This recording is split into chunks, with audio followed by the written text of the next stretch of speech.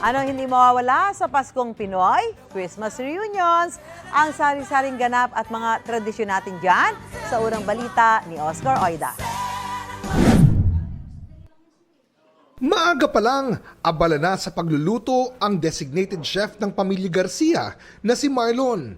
Ito'y para sa kanilang nakagawiang family salo-salo tuwing December 25. Mana ko to kay Erpat tsaka kay Ermat Pag mana na rin ng anak ko sa akin, masarap magluto Ang niluto ko, kare-kare, minudo, cordon bleu, lumpiang sariwa, lumpiang hubad. Yung iba, pulutan papaitan, ganun. Siyempre, nakaalalay pa rin sa paghahanda ang mga OG ng mahigit 30 taon-taong tradisyon, sina Lolo Max at Lola Coring Garcia. Natutunan namin sa magulang namin yung pakikipagkapwa lang. Yan lang talaga. Pinagpapasalamat ko sa lahat.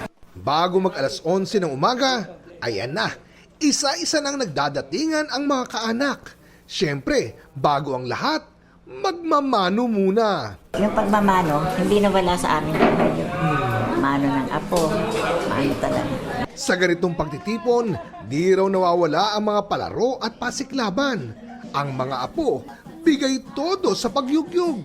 Why not? Pag na-impress sina lolo't lola, tatapatan ng malulutong na 50. Pag magaling talaga, ang premyo, dinodoble pa.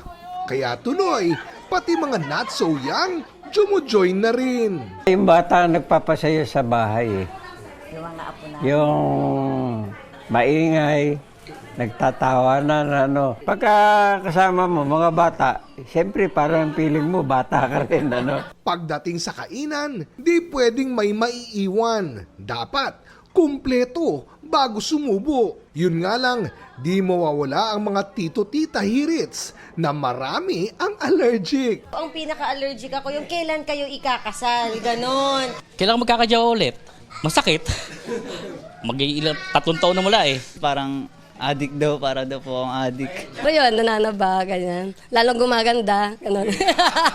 Pero wala naman daw nagkakapikunan. Ang totoo nga raw, yung mga tampuhan sa ganitong salo-salo pa naaayos. Kung meron man mga hindi pagkakaintindihan, na pag-uusapan ng mas maigi kapag nakikita-kita yung buong pamilya. Mas nagiging malinaw yung lahat kung may hindi man pagkakaintindihan noon. At ang highlight ng reunion, syempre, ang bigayan ng aginaldo. Dahil po natutupad po yung mga gusto namin. At saka po nagsasama-sama po kami buong pamilya. Dahil po kapag Christmas po lagi po kami nagkakasama.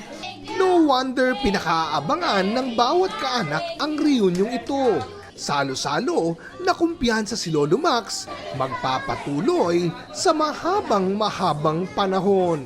Kahit hindi mo na ituro yun, kung ano puno siyang bunga Ito ang Unang Balita, Oscar Oida para sa GMA Integrated News. Gusto mo bang mauna sa mga balita? Mag-subscribe na sa GMA Integrated News sa YouTube at tumutok sa Unang Balita.